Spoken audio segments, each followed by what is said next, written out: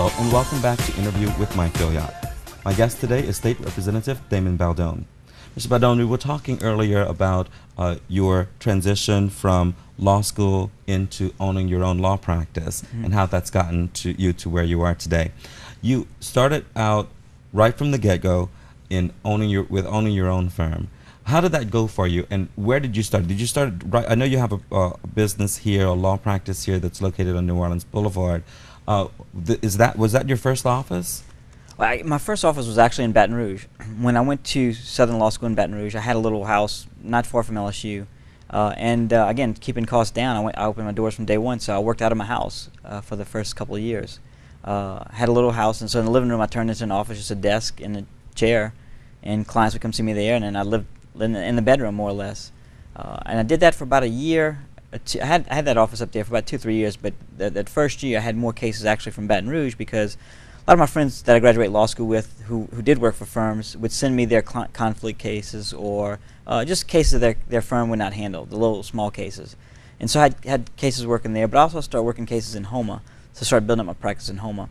And so over that first year to two, I started transitioning from Baton Rouge into getting more cases in Houma. Okay.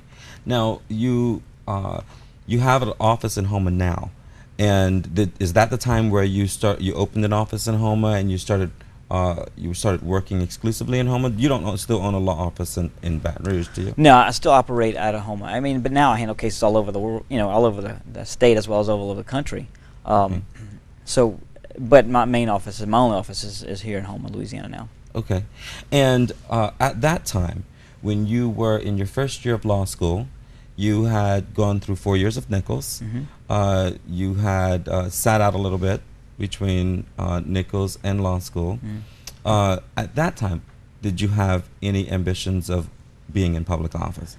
I never had any aspirations, or even again, a thought never crossed my mind that I would be in politics. It's just I was always, I guess, a concerned citizen. I would vote, but that's about it. I wouldn't pay much attention to what went on. I'd vote and watch the news and read the paper, but that's my extent. I wasn't active in politics, but again, not many people are at that young age in life, 26, 27. Now, you were here starting your practice. I assume you were going back and forth to Baton Rouge because you had business in both. You had law business in both Baton Rouge and in Houma. Where did you live?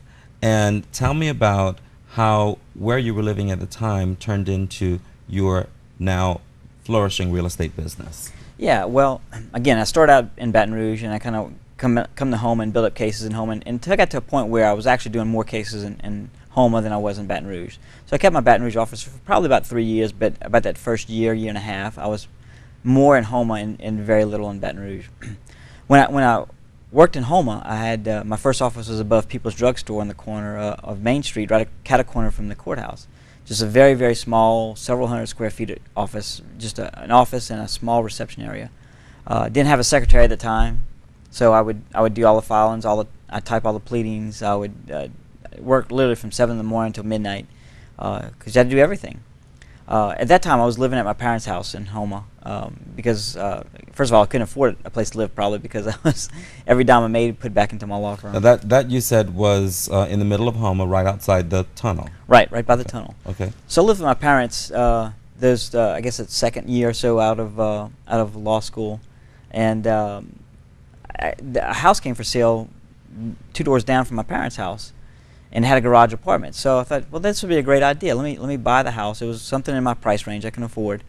Just to give the audience some perspective, how old are you at about this time when you have you've acquired your bachelor's degree, you have a law degree, you're beginning your law practice, you're not yet an established real estate executive or owner, and you're not yet thinking about public office. What age are you at about that time? I'm about 30 at this time. Okay. So I bought my first house at 30. Again, just still pinching pennies and saving, putting everything back into my law firm, buying a desk and buying computers and file cabinets. I'd saved a little bit to put a down payment on a house, and I was going to buy the house, and I bought the house 2 doors down from my parents. And the idea was for me to live in the house, and it had a garage apartment. So the garage apartment was going to offset the note. But then I started thinking, well, why live 2 doors down from my parents? Because I'm working till 10, 11 o'clock, midnight every night. My mom still cooks food for me every day. She was to still wash my clothes. So I figured, well, let me just rent the house and still live with my parents a little bit longer, and save some money. And it worked out. And then I was paying my note actually and making maybe a couple $100 a month, and thought that was a pretty neat deal. I was gaining equity, building up some credit, and buying some real estate. And then it had also a workroom. Used to be I guess an electrician's storeroom on the same piece of property. And so I invested some money and turned that into an apartment. So all of a sudden I had 3 apartments generating revenue. And I said, well, this is pretty neat. It's, again, building up equity, and I'm acquiring assets. And that's kind of how I stumbled into the real estate business. I never planned on getting real estate, but that today is my biggest business. Now, that was your first 3 units. How many units do you own? And I'm sorry, that was your first 3 units and you were 30 years old. 15 years later, now you're 45 years old. How many units do you now own? I have 525 units, as well as a 40-room hotel.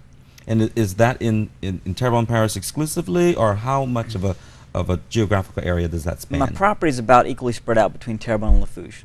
I have a little bit more apartments in Terrebonne, but also have the 40-room motel in Lafourche. So equally between Terrebonne and Lafourche, and I have some properties in Orleans, Jefferson, and in Destin.